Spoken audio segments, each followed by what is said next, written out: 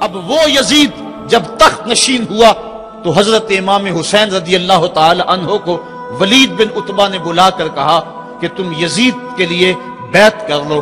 تو حضرت امام حمام حضرت امام حسین نے دو ٹوک کہا کہ یہ کیسے ہو سکتا ہے کہ میں اس جیسے ظالم شخص کے ہاتھ پہ بیعت کروں. آپ یہ کہہ کے پلٹے تو مروان بن حکم نے مشورہ دیا کہ یہ موقع ہے جانے نہ دو، اگر یہ چلے گئے قابو پانا دوبارہ مشکل ہوگا، لہٰذا ابھی ان کو قتل کر دیا جائے. یہ حضرت امام حسین رضی اللہ تعالی عنہ کے کانوں میں آواز پڑی. روایات میں آتا ہے کہ آپ نے انہی قدموں کے بل پیچھے پلٹ کے نیام سے تلوار باہر نکالی اور ہوا میں لہرانی شروع کر دی. محمدی کے چھار سے حیدری شیر نکل آیا. کہا ولید بن عقبہ تو ہمیں نہیں جانتا ہم کون ہیں؟ آنا حسین ابن علی ابن ابی طالب، میں حسین ہوں، علی کا بیٹا ہوں، اور علی ابو طالب کا بیٹا ہے. ہمارے گھر میں قرآن اترتا رہا ہے، فرشتے ہمارے گھر میں آتے رہے ہیں. وَيَزِيدُ ابن المعاویہ فاسق فاجر قاتل النفس مولن بالفسق شارب الخمر. اور یزید فاسق ہے، فاجر ہے، مسلمانوں کا قاتل ہے اور شراب پیتا ہے، اس لیے حسین ڈنکے کی چوٹ پہ یزید کی بیعت سے انکار کرتا ہے. حضرت امام حمام امام حسین رضی اللہ تعالی عنہ نے انکار بیعت کی وجہ بیان کر دی. آج یہ پراپیگنڈا کیا جاتا ہے کہ یہ دو شہزادوں کی جنگ تھی اور یہ اقتدار کے لیے سب کچھ ہوا. اگر یہ بات ہوتی تو ترمح بن عدی کہہ رہا ہے، حاتم طائی کا پوتا، جب آپ میدان کربلا کی طرف بڑھ رہے ہیں، حضور آپ میرے پہاڑوں میں آ جائیں اور 5000 کا لشکر آپ کی پشت پہ رکھ دوں گا اور آپ جدھر بڑھیں گے وہ جان نثاری کرتے ہوئے آپ کے پیچھے ہوں گے اور یزید کی حکومت کے ٹکڑے کر کے رکھ دیں. حضرت امام حمام امام حسین نے ترمح بن عدی بن حاتم کی اس پیشکش کو ٹھکرا دیا. کہا میں تو کسی اور کام کے لیے جا رہا ہوں. یزید کے چہرے سے اس نقاب کو نوچنا تھا، اس کے مکروہ چہرے کو لوگوں کے سامنے ننگا کر کے بتلانا تھا کہ یہ وہ شخص ہے کہ جس کے بارے میں میرے محبوب اور میرے نانا نے خبر دی ہے کہ بنو امیہ کا ایک ظالم شخص میری سنت کو بدلے گا اور وہ سنت کو بدلنے والا یہی شخص یزید ہے. تو حضرت امام حمام حضرت امام حسین رضی اللہ تعالی عنہ، واقعہ بڑا طویل ہے. مدینہ تو رسول چھوڑا اور 8 دن حاجی مدینہ تو رسول میں رہتا ہے اور چھوڑنا قیامت سے کم نہیں ہوتا. اور حسین تو پیدا مدینے میں ہوئے تھے، ان کا مسکن مدینے میں، وہ کھیلنے کے لیے نکلتے تھے تو مسجد نبوی کا صحن ہوتا تھا. حضرت امام حسین کے گھر کا دروازہ مسجد نبوی کے اندر کھلتا تھا. وہ حسین جو مسجد نبوی میں کھیلتا رہا، حضور کے کندھوں پہ سواری کرتا رہا اور حضور ان کو پکڑ کے اپنے پاؤں پہ اور اپنی رانوں پہ اور اپنے پیٹ پہ اور اپنے سینے پہ بٹھاتے رہے، جن کے لیے حضور خطبہ چھوڑتے رہے، سجدوں کو طول دیتے رہے. وہ حسین ابن علی آج اس شہر مدینہ کی بہاروں کو چھوڑ رہے ہیں. حضور کی بارگاہ میں آخری سلام کہہ کے اپنی والدہ ماجدہ کے حضور سلام کہنے کے بعد حضرت امام حمام مدینہ تو رسول سے مکہ المکرمہ گئے. وہاں پہنچ کے آپ نے ماہ شعبان، ماہ رمضان، ماہ شوال اور ماہ ذیقعد اور ذی الحج کے کچھ دن گزارے. 2 ذی الحج کو یا ایک روایت میں 7 یا 8 ذی الحج کو پھر شہر مکہ بھی چھوڑ دیا. قصہ طویل ہے کہ 150 خطوط تھے کوفیوں کے جنہوں نے لکھا تھا کہ ہمارا امام کوئی نہیں، آپ آئیں اور ہم آپ کی قیادت کے اندر حق کا علم لہرانا چاہتے ہیں. صحابہ نے ان کی بے وفائی اور بے مروتی کا تذکرہ کیا تو حضرت امام حمام نے فرمایا میں جانتا ہوں ان کے رویوں کو، لیکن اب انہوں نے چونکہ مجھے خط لکھے ہیں اور اگر میں نہ گیا تو وہ قیامت کے دن کہیں گے کہ مالک ہم نے تو تیرے رسول کے نواسے کو بلایا تھا، وہ ہماری مدد کے لیے نہیں پہنچا۔ فرمایا اگر میں جاتا ہوں اور کلمہ حق بلند ہو جاتا ہے تو پھر بھی درست، اور اگر وہ بے وفائی کرتے ہیں اور اس رستے میں مجھے جان دینا پڑتی ہے تو پھر بھی کوئی بات نہیں، پھر بھی میں مراد کو پہنچا ہوا اپنے آپ کو پاؤں گا۔ آپ مکہ المکرمہ سے کوفہ کی سمت روانہ ہوئے، رستے میں حضرت مسلم بن عقیل کی شہادت کی خبر ملی، لیکن پھر بھی آگے بڑھتے چلے گئے۔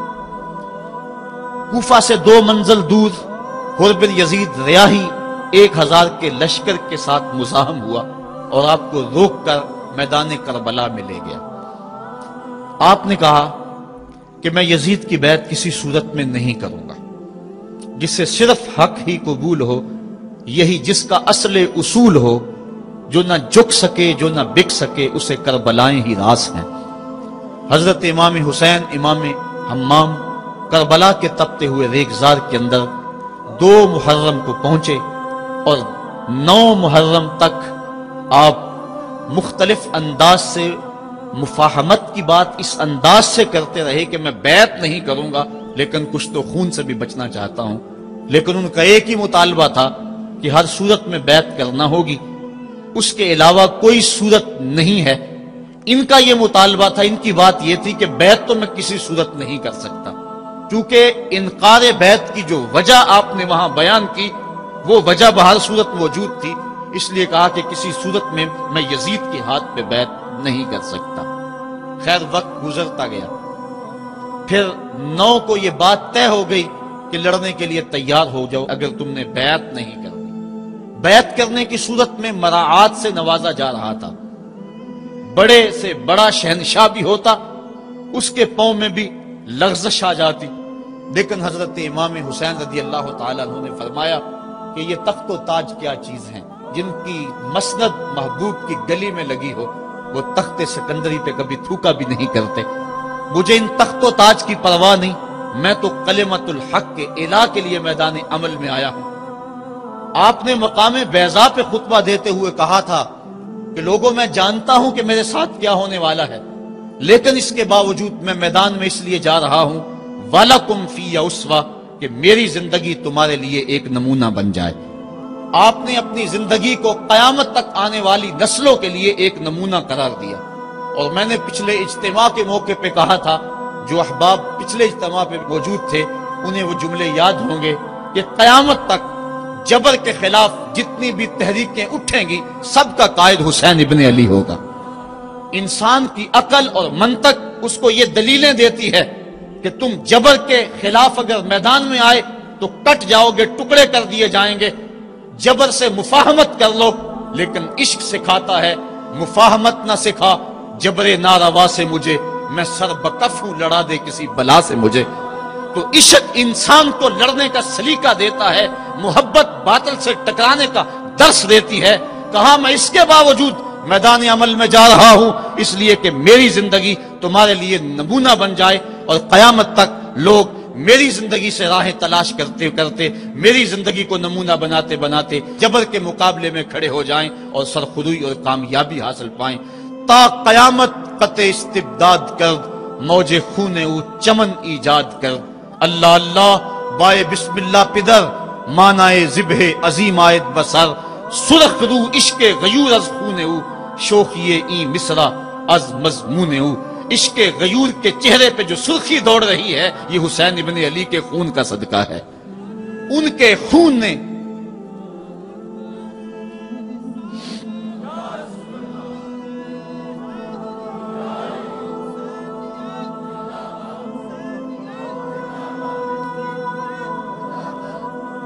آپ نے 9 کی شب کو چراغ بجھا دیے، کہا یہ میری جان کے دشمن ہیں، تم اگر جانا چاہو تو جا سکتے ہو، میرے بعد تمہیں کوئی نہیں پوچھے گا۔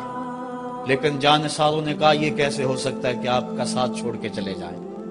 پھر عاشورے کی وہ رات جو درد و اندوہ سے بری ہوئی رات تھی، ساری رات عبادت میں گزاری۔ ایک طرف شراب چل رہی ہے اور دوسری طرف آنکھوں سے عشق رسول کی مستی چھلک رہی ہے۔ تہجد کا وقت ہوا، نماز تہجد ادا کی، شہزادہ علی اکبر نے اذان پڑھی اور کربلا کے ریگزار میں ان کی یہ آخری باجماعت نماز تھی۔ ریگستان کربلا کے ذرے گواہ ہو گئے ان کے سجدوں کے۔ آج کائنات کا وہ انوکھا باب رقم ہونے والا تھا کہ صدیاں جس پہ ناز کریں گی۔ فرشتوں نے کہا تھا مالک تو خلیفہ بنا رہا ہے انسان کو، یہ تو لڑائی کرے گا، سجدے تو ہم کرتے ہیں۔ آج فرشتوں نے بھی دیکھنا تھا کہ سجدہ کرنے کا جو انداز حسین ابن علی کا ہے، فرشتے اپنی زندگی کی ساری کمائی اکٹھی کر لیں، حسین کے سجدے کی زکوٰۃ بھی نہیں بن سکتی۔ جب جبر کی تیغیں چمکنے لگیں اور ایک ایک کر کے آوان و انصار جام شہادت نوش کرنے لگے، کبھی وہب شہید ہو رہے ہیں، کبھی زہر شہید ہو رہے ہیں، کبھی اون و محمد کے لاشیں گر رہے ہیں، کبھی قاسم کی جوانی لٹ رہی ہے، کبھی جواں اکبر کی آواز کربلا کے ریگ زاروں میں گونجتی ہے، یا ابا ہو ادرکنی، میرے باپ مجھے پکڑیے۔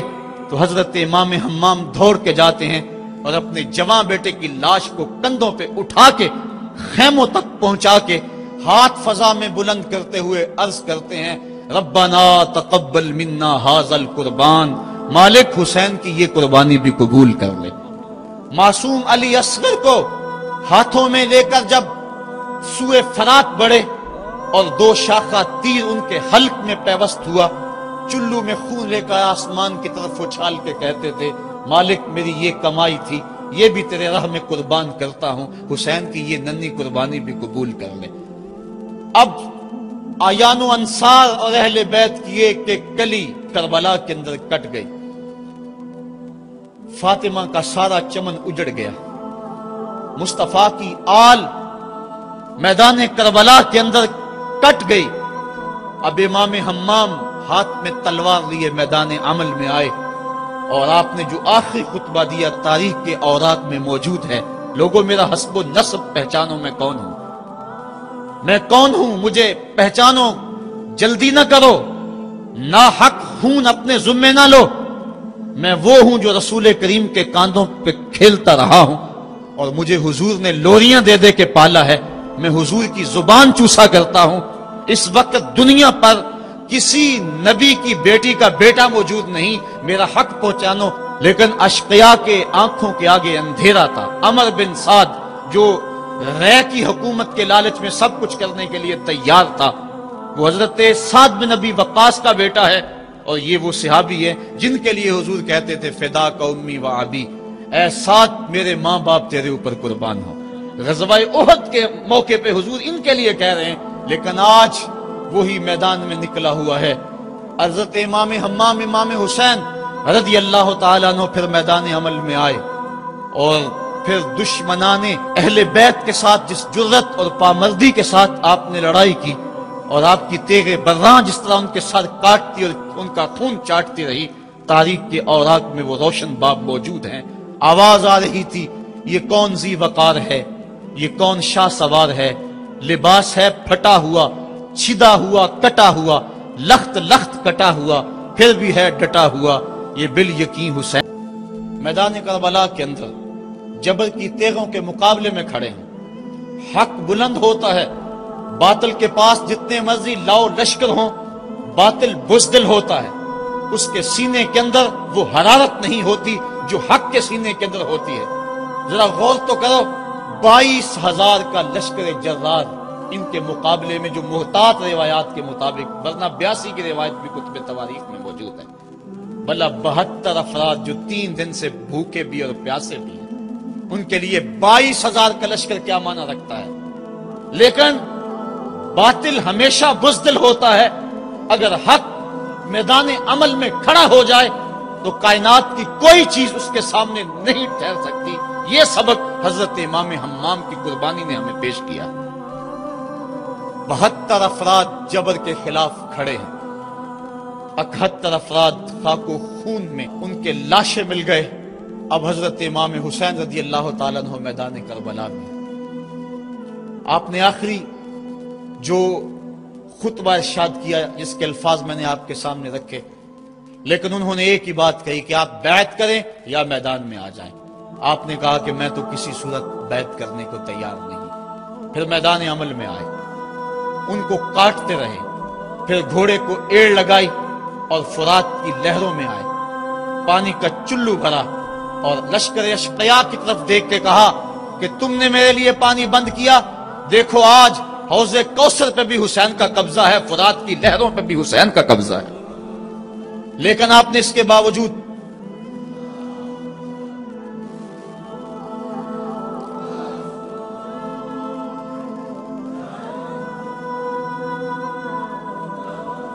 حضرت امام حمام، حضرت امام حسین رضی اللہ تعالیٰ عنہ نے پانی پیا نہیں۔